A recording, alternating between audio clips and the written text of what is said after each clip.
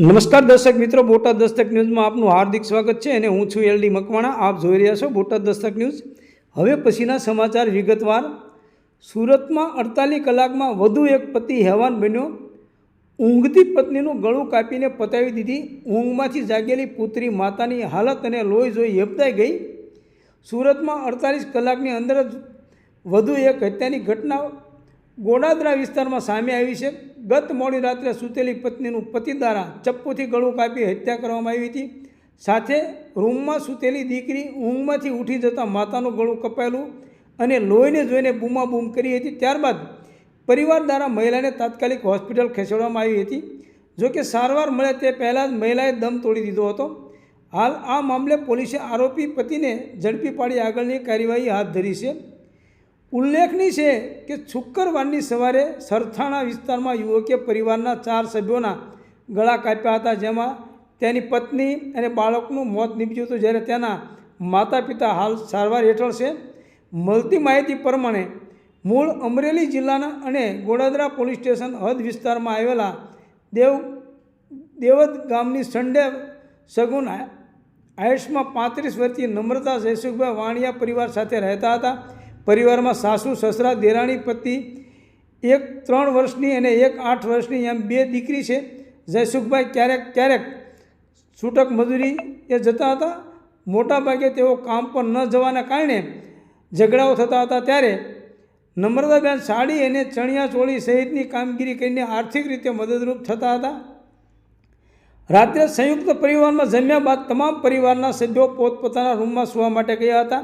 રાત્રિ દરમિયાન નમ્રતાબેન અને જયસુખભાઈનો કોઈ બાબતે ઝઘડો થયો હતો. દરમિયાન રાતે 1 વાગ્યા આસપાસ જયસુખભાઈએ ચપ્પુ વડે નમ્રતાબેનનું ગળું કાપી નાખ્યું હતું, જેના પગલે રૂમ લોહી લુહાણ થઈ ગયો હતો.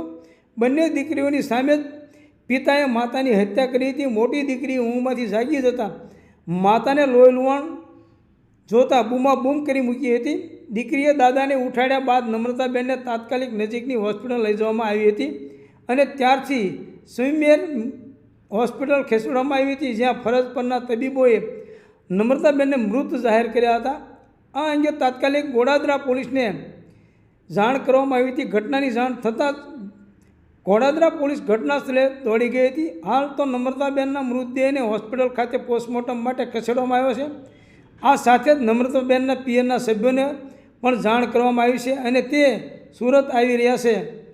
નમ્રતાબેનના પરિવારજનોના જણાવ્યા પ્રમાણે જયસુખભાઈ છૂટક મજૂરી કામ કરતા હતા, પણ મોટાભાગે કામ પર ન જતા હતા. ઘરેથી કાઢી મૂકવામાં આવે ત્યારે કામ પર જતા હતા અને દારૂ પીવાની ટેવ પણ ધરાવતા હતા.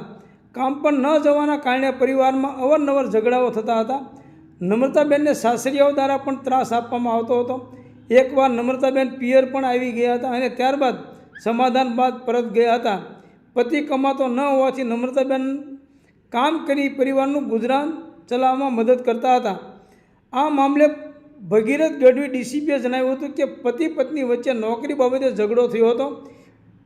પત્ની નોકરી બાબતે પતિને કહેતી હોવાથી આવેશમાં આવી જઈ ચપ્પુ વડે પત્નીનું ગળું કાપીને હત્યા કરી હતી. હાલ તો પતિની અટકાયત કરી ધરપકડ કરવાની કાર્યવાહી હાથ ધરવામાં આવી છે. 2 દિવસ પહેલાં પણ નોકરી બાબતે ઉગ્ર ઝઘડો થયો હતો, જ્યારે રાત્રે પણ આ બાબતે ઝઘડો થતાં આ પગલું ભર્યું હતું.